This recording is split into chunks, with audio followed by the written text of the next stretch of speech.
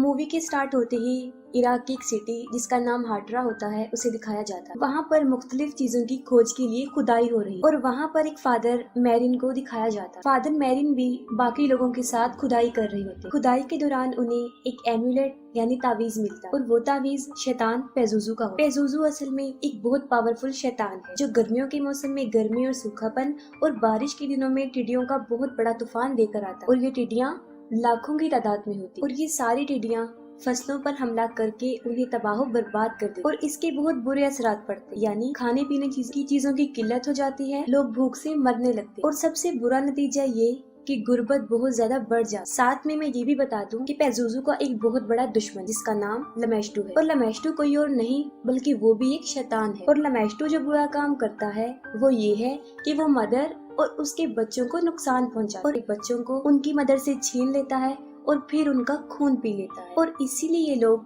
पेजुजू का सहारा लेते हुए माँ और बच्चे को लमेस्टू से दूर रखते। हालांकि पेजुजू भी एक शैतान है लेकिन लोग उसे अपनी हिफाजत के लिए यूज करते हैं, उसका सहारा लेते क्योंकि वो दूसरे शैतान लमेस्टू से उनको बचा कर रखता है। फिर फादर मैरिन को दिखाया जाता है ऐसी जगह पर पहुंचते हैं जहां उन्हें पेजुजू का स्टैचू मिलता है और वहां पर दो डॉग भी होते हैं जो उस वक्त आपस में लड़ रहे होते हैं और वो इस बात का इशारा होता है कि दो शैतान आपस में लड़ रहे हैं, दोनों शैतान यानी पेजुजू और लमेस्टू। इसके बाद जॉर्ज टाउन दिखाया जाता है और वहाँ पर क्रिस मैकनील को दिखाया जाता है जो मूवी में एक एक्ट्रेस का रोल प्ले कर रही है और अपने डायरेक्टर वर्क की एक मूवी जो स्टूडेंट्स के ऊपर बनाई गई है उसमें काम कर रही है। क्रिस की एक 12 साल की बेटी रीगन होती है। क्रिस एक बहुत फेमस एक्ट्रेस होती है जिसके पास शोहरत, दौलत, दुनिया की हर चीज होती है। नेक्स्ट सीन में दिखाया जाता है कि दोनों माँ और बेटी एक दूसरे के साथ होती है। क्रिस को अपनी बेटी के टॉयज में एक ओजा बोर्ड मिलता है। क्रिस अपनी बेटी से उस बोर्ड के बारे में पूछती है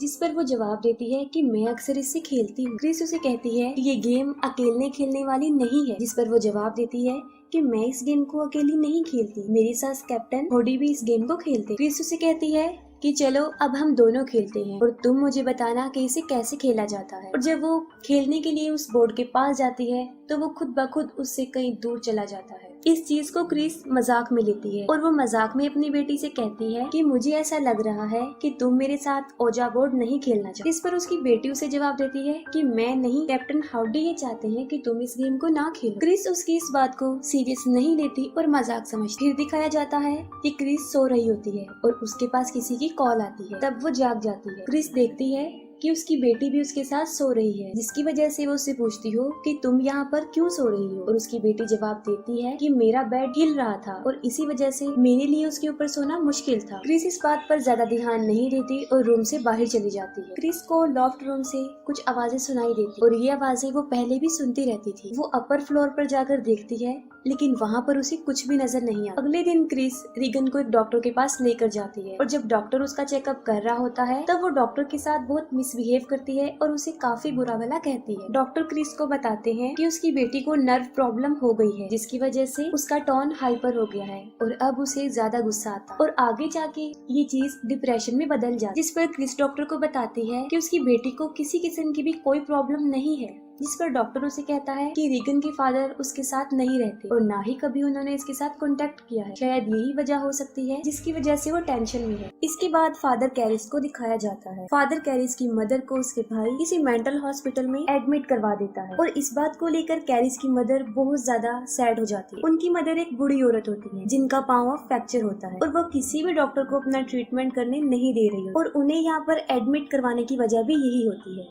फादर कैरिस ये चाहते थे कि अपनी मदर को इस हॉस्पिटल से निकाल के वो किसी अच्छी हॉस्पिटल से उनका ट्रीटमेंट करवाएं, लेकिन वो ये अफोर्ड नहीं कर सकती। फिर उनकी मदर की डेथ हो जाती और वो बहुत ज्यादा सैड हो जाती। क्रिस अपने घर में एक पार्टी रखती है और पार्टी के दौरान उसकी बेटी वहाँ पर आ जाती है। वहाँ पर मौजूद वो एक गेस्ट से कहती है कि उसकी डेथ इसी घर के ऊपर वाले फ्लोर में हो और इसी दौरान वो वहीं खड़ी खड़ी यूरिन कर देती है। वो सब कुछ देखकर लोग शॉक्ड हो जाते हैं। क्रिस रीगन को नहलाकर उसे उसके बेड पर लिटाकर जैसे ही वापस आती है उसके जाते ही उसका बेड तेजी से हिलना शुरू कर देता है, जिस पर रीगन काफी चिल्लाना शुरू कर देती है। क्रिस भी ये सब कुछ देख रही होती है, लेकिन उसे कुछ समझ नहीं आ रही होती कि आखिर ये क्या हो रहा है। क्रिस उसे दोबारा से डॉक्टर के पास लेकर जाती है और डॉक्टर फिर उसके ऊपर बहुत सारे टेस्ट करते हैं और उसे बहुत सारी तकलीफों का सामना भी करना पड़ता है, लेकिन उसके सारे टेस्ट बिल्कुल नॉर्मल होते हैं कि वो बिल्कुल ठीक है, उसे कोई बीमारी नहीं। दिन ब दिन रीगन की तकलीफ में इजाफा हो रहा था और अब तो कोई उसे उठाकर हवा में उछालकर बेड पे फेंक देता था और उस वक्त रीगन सिर्फ यही चिल्ला रही होती है कि मुझे बचा लो वरना मैं मर जाऊंगी, लेकिन क्रिस कुछ भी नहीं कर पाती और देखते ही देखते रीगन पोजेस हो जाती है और डॉक्टर के कंट्रोल से भी बाहर हो जाती है। वो उसे नींद का इंजेक्शन देकर गहरी नींद सुला देता है। क्रिस जब डॉक्टर से घर वापस आती है तब उसे पता चलता है कि उसके डायरेक्टर बर्क छत से गिरकर मर गए हैं और उस वक्त बर्क रीगन के पास ही होता है। वो इसलिए होता है ताकि वो अकेली ना रहे। रीगन बिल्कुल उल्टी होकर सीढ़ियों से नीचे उतर रही होती है, जो कि बहुत अजीब तरीके से, और इसी दौरान उसके मुंह से ब्लड भी आ रहा होता है और क्रिस उसे देखकर घबरा जाती है। अब डॉक्टर और साइकाइट्रिस्ट को कुछ भी समझ नहीं आ रही होती कि आखिर उसे हुआ क्या है, क्योंकि उसके ऊपर वो पहले ही बहुत सारे टेस्ट कर चुके और अजीब बात तो ये है कि उसके टेस्ट में भी कोई बीमारी नहीं आई, सारे टेस्ट बिल्कुल नॉर्मल। इसलिए सब मिलकर क्रिस को मशवरा देते हैं कि वो जादू तोड़ने वाले के पास जाए और रीगन का एग्जॉर्सिज्म करवाए। आगे हमें दिखाया जाता है कि क्रिस से मिलने विलियम आते हैं, जो बर्क का केस हैंडल कर रहे हैं। वो क्रिस से उस रात के बारे में पूछते हैं और साथ में ये भी बताते हैं कि बर्क की डेथ में बहुत सारी अजीब चीजें भी हुई थी और वो बिल्कुल सही बताते हैं कि उसकी गर्दन पीछे की तरफ टर्न हो गई थी और इस बात का सिंबल था कि उसे किसी शैतान ने ही मारा है। कौंसिल विलियम के वहाँ से जाने के बाद रीगन के रूम से बहुत ज्यादा चिल्लाने की आवाजें आ रही होती। क्रिस जब उसके रूम में जाकर देखती है तो वो देखकर काफी हैरान हो जाती है कि उसकी बेटी ने खुद को बहुत ज्यादा जख्मी कर लिया है और वो मुसलसल खुद को जख्मी किए जा रही है और जैसे ही क्रिस उसे रोकने के लिए आगे बढ़ती है वो क्रिस पर भी हमला कर देती है। इतनी ही देर में उनके सर्वेंट्स भी वहाँ पर पहुँच जाते हैं और दरवाजा खुद ब खुद बंद हो जाता है। वहाँ पर रखा हुआ एक सोफा खुद ब खुद मूव होकर दरवाजे के पास आता है और उसे मजबूती से बंद कर देता है और रूम में रखी हुई अलमारी भी खुद ब खुद मूव होकर क्रिस पर गिरने लगती है, लेकिन ठीक वक्त पर क्रिस वहाँ से हट जाती है और खुद को बचा लेती है। उसी वक्त उसकी बेटी अपना सर पूरी तरह टर्न करके पीछे कर लेती है, जो कि एक बहुत अजीब चीज थी। ये कोई नॉर्मल बात नहीं थी। रीगन बर्क की आवाज में क्रिस को कहती है कि देखो तुम्हारी कैरेक्टरलेस बेटी ने मेरे साथ क्या किया है। ये सुनकर क्रिस फौरन समझ जाती है कि बर्क को भी उसी शैतान ने ही मारा है और रीगन पर किसी शैतान का बहुत बुरा साया है और रियलिटी भी यही होती है। रीगन को किसी शैतान ने पोजेस कर लिया होता है। जब क्रिस को इस बात का पता चल जाता है तो वो फादर कैरिस से मिलती है और वो रिक्वेस्ट करती है कि वो उसकी बेटी पर एग्जॉर्सिज्म करे, लेकिन फादर कैरिस पहले तो इस बात के लिए मना कर देते हैं, लेकिन क्रिस के बहुत ज्यादा इंसिस्ट करने पर वो इस बात के लिए एग्री हो जाते हैं। जब फादर कैरिस रीगन के पास जाते हैं उस वक्त वो शैतान बुरी तरह रीगन के ऊपर हावी हो चुका होता है और रीगन का शैतान कैरिस की मदर की डेथ के बारे में उसे बहुत ज्यादा इरिटेट करता है।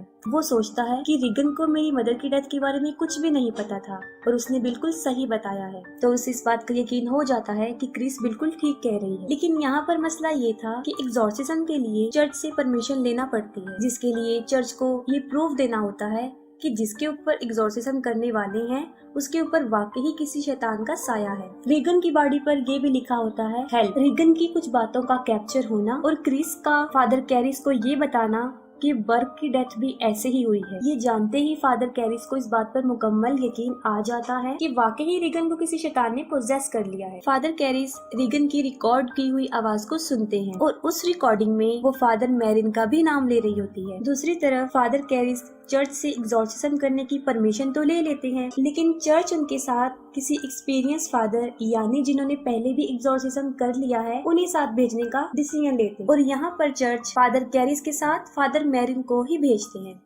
फादर मैरिन जब उन लोगों के घर पर जाते हैं तब उन्हें रीगन की चीखने की बहुत भयानक आवाजें आती। फादर मैरिन फादर कैरिस को कहते हैं कि उन्हें फौरन ही एग्जॉर्सिज्म स्टार्ट कर देना चाहिए और फिर उनका एग्जॉर्सिज्म स्टार्ट हो जाता है। जैसे जैसे एग्जॉर्सिज्म के प्रोसेस को आगे बढ़ाया जाता है रीगन बुरी तरह चिल्लाना शुरू कर देती है। वो चीखते हुए फादर कैरिस और अपनी मदर क्रिस को बुरी तरह अब्यूज करती है और इसके साथ ही उसका बेड बुरी तरह मूव करना शुरू कर देता है और उनकी नजरों के सामने ही खुद ब खुद बेड उठकर हवा में चला जाता है, लेकिन वो एग्जॉर्सिज्म को नहीं रोकते, वो कंटिन्यू ही रखते हैं और उसका बेड ही नीचे आ जाता है। अब वो शैतान अपनी शैतानी ताकत से चीजों को इधर उधर फेंकता है। फादर मैरिन को भी अब्यूज किया जाता है और रीगन के हाथ की सारी पट्टियां खुल जाती और रीगन हवा में उड़ जाती। दोनों फादर बड़ी मुश्किल से उसके ऊपर अपना कंट्रोल करके उसे नॉर्मल करते और इसी दौरान फादर मैरिन को शैतान पेजुजू का साया नजर आता है और यहाँ पर फादर कैरिस शैतान की बातों से बहुत दुखी होते हैं क्योंकि वो उनकी मदर की डेथ का रिस्पॉन्सिबल उसे ही समझ रहे थे। इसके बाद फादर कैरिस एग्जॉर्सिज्म स्टार्ट करते हैं और जैसे ही वो शैतान के पास जाते हैं वो उन्हीं की मदर की वॉइस में बोलता है